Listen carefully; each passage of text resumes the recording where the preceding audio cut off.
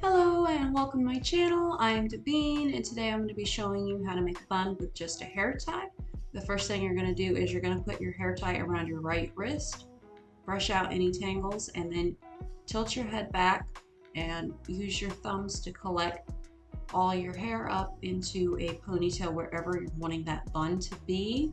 Make sure you get all those little hairs, and then with your right hand you're going to hold that ponytail. With your left you're going to gather up that hair and twist it around your index finger and just keep twisting until it starts folding in and on itself, and then you keep twisting it around in a circle and make sure those little ends go on the inside of the bun pressed against your head.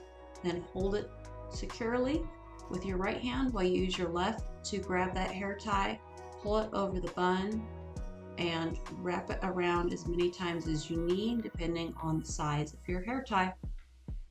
And there you have it. I hope this video helped you out. If you have any questions, feel free to leave them in the comments below, and have a fabulous day.